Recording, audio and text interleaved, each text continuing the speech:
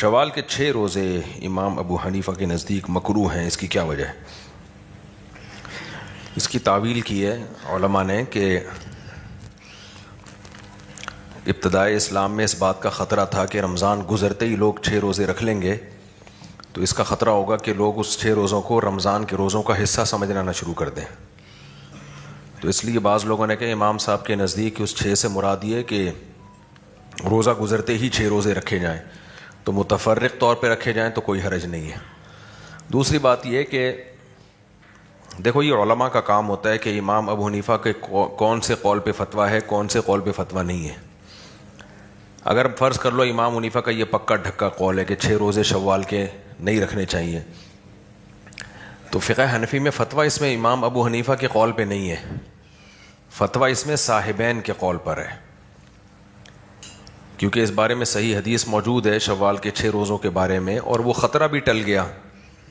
کہ لوگ اس کو رمضان کا حصہ سمجھنا شروع کر دیں۔ تو اس لیے بعض اسلاف سے جو اس کی کراہت منقول ہے، وہ جس وجہ پہ جو وجہ تھی اس کی وہ وجہ ختم ہو گئی ہے، تو اس لیے اب اس میں لے کے بیٹھے رہنا امام صاحب نے اس بارے میں کیا کہا ہے تو کیا ضرورت ہے، جب فقہ حنفی میں یہ قول ہی نہیں ہے، فقہ حنفی میں اس قول پہ فتویٰ ہی نہیں ہے۔ تو فقہ حنفی میں جس قول پہ فتویٰ ہے وہ یہی قول ہے کہ 6 روزے یہ سنت عمل ہے، رکھنا ثواب ہے۔ ہر امام ابو حنیفہ کا ہر قول فقہ حنفی نہیں ہے، خوب سمجھ لو۔ یہ جو لوگ کہتے ہیں نا بعض اہل حدیث کے ان کے اندھی تقلید ہے، اندھی تقلید، ایسا نہیں ہے۔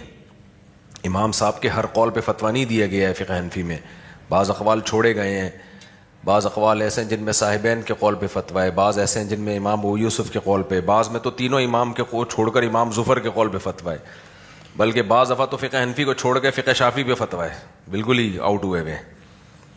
تو لیکن صرف فرق یہ ہے کہ یہ کام علماء کے کرنے کا ہے، عامی آدمی کو اس کا اختیار نہیں ہے کہ اس قول پہ میں فتویٰ دوں، عامی آدمی کے پاس علم نہیں ہوتا،